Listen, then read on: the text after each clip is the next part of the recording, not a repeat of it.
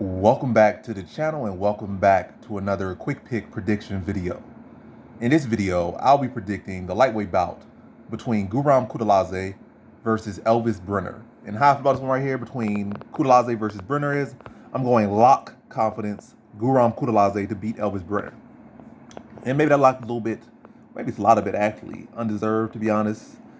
But hey, I ain't gonna get it all. I'm just gonna say why I'm picking Guram Kuteladze, and it's probably gonna fall into the category of why it is lock as well.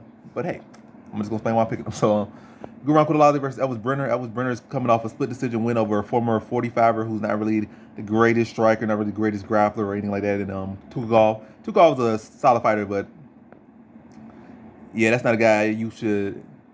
Also, who else he fought?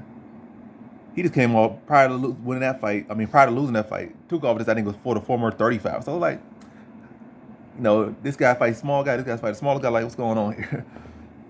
Yeah, but anyway, yeah, Elves Brener isn't the biggest 55er, and he actually has losses to 45ers not that long ago in his career. And it's not like they're super outstanding 45ers either. Elves Brener, most of his wins have come by submission. Kuteladze has much superior wrestling to Brener. I think his grappling is solid enough to neutralize Brener grapple, maybe even out grapple Brener, but I'm not saying he should do that. But I'm saying any grappling thing, I feel Kuteladze should be more than comfortable dealing with Elves Brener. Obviously, outside of the worst case scenario, like you halfway unconscious, you get head butted, you wake up in a guillotine or something, stuff like that. But all reasonable situations, you know, head on his shoulders, you know, not discombobulated, should easily be, and even discombobulated, you know, I'm just saying extra stuff. All I'm saying, just stick to the basics. Don't try to get all in depth with it. Don't try to be all specific. But yeah, he should be able to cover the grappling of Brener pretty easily, in my opinion.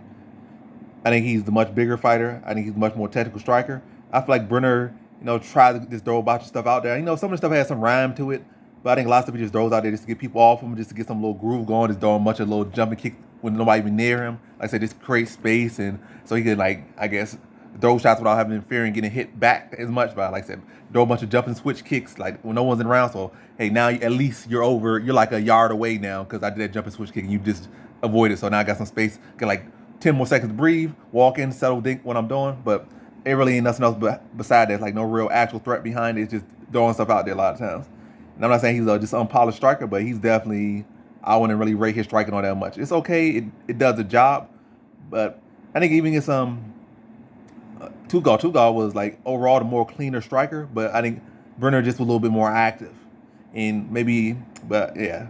So I think Kuteladze is a far more polished, far more skilled striker, and again, also a true 155, or at least a big 155. Whereas Tukhugov, I feel like it was a very undersized at 45. I mean, at 45, at 55. But anyway, yeah, I think to get to the point, and I've been talking in circles, I think Kuteladze should be able to address anything that Brener has. I feel like he should be able to keep us on the feet. On the feet, I just think he dissects Brener, like Brener does. Let Brener do all this extra stuff, throw all these fights. He's definitely gonna be uncomfortable, especially when we start feeling power and the pressure of Kuteladze. And ultimately, I think Kuteladze is going to be able to be more efficient, be more effective, and deal more damage. Be a stalk him, walk him down, break him down. I'm say a second round TKO for Guram Kuteladze. So in this one, I have Guram Kuteladze via second round TKO.